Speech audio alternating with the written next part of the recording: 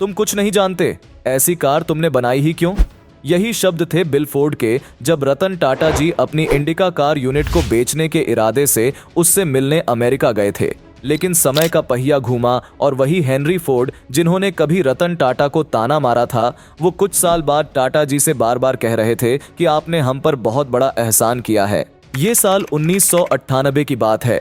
अपने dream project indica car को रतन टाटा जी ने तब लॉन्च किया था। टाटा इंडिका भारत की पहली हैचबैक कार थी जो डीजल इंजन के साथ मार्केट में आई थी। लेकिन ग्राहकों से वैसी प्रतिक्रिया इस कार को नहीं मिली थी जैसी उम्मीद रतन टाटा ने की थी। बिक्री बहुत कम हुई। नतीजा ये हुआ कि एक ही साल के भीतर टाटा मोटर्स ने इंडिका कार डिवीजन को बेचने का फैसला कर लिया। अमेरिका की बहुत बड़ी ऑटो कंपनी फोर्ड ने इस डिवीजन को खरीदने में दिलचस्पी दिखाई। यूं तो दुनिया की और भी कंपनियां थीं जो इसे खरीदना चाहती थीं, लेकिन टाटा मोटर्स ने पहले फोर्ड को तरजीह दी। साल 1999 के किसी महीने में फोर्ड के कुछ अधिकारी टाटा मोटर्स से बातचीत करने मुंबई आए। फोर्ड के अधिकारियों को लग रहा था कि शायद Tata Motors indica car unit की कुछ हिस्सेदारी बेचना चाहती है। इसलिए टाटा हेडक्वार्टर्स में मीटिंग के दौरान फोर्ड के अधिकारियों ने कहा कि वो पूरी हिस्सेदारी खरीदना चाहते हैं। डील फाइनल करने के लिए कुछ दिनों बाद रतन टाटा अपने कुछ एग्जीक्यूटिव्स को साथ लेकर अमेरिका के डेट्रॉइट शहर पहुंचे।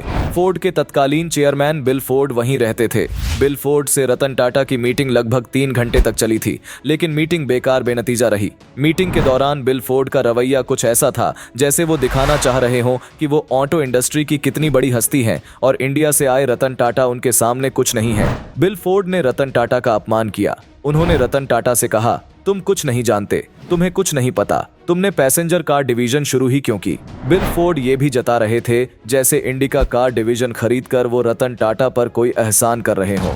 डील फेल हो गई। रतन टाटा ने फौरन भारत वापस लौटने का फैसला किया। डेट्रॉइट से न्यूयॉर्क तक की 90 मिनट की फ्लाइट के दौरान रतन टाटा चुपचाप बैठे रहे। शायद ही उन्होंने कोई शब्द उस दौरान बोला होगा। भारत लौटने के बाद रतन टाटा ने फैसला किया कि वो टाटा इंडिका की अपनी यूनिट नहीं बेचेंगे। उन्होंने और मेहनत की और कुछ ही महीनों में टाटा इंडिका एक असफल प्रोजेक्ट से भारत की सबसे ज्यादा बिकने वाली कारों में से एक बन गई। फिर आया साल 2008। अमेरिका भयंकर आर्थिक मंदी की चपेट में आ गया। कई बड़ी अमेरिकी कंपनी बैंकक्रप्ट होने के कगार पर पहुंच गई। फोर्ड मोटर्स उनमें से एक थी। उस वक्त टाटा मोटर्स ने फोर्ड के 2 लग्जरी ब्रांड्स जगुआर और लैंड रोवर खरीदने की पेशकश दी। जून 2008 में टाटा मोटर्स और फोर्ड मोटर्स के बीच 230 करोड़ रुपए की एक कैश डील हुई और जगुआर और लैंड रोवर टाटा मोटर्स के हो गए।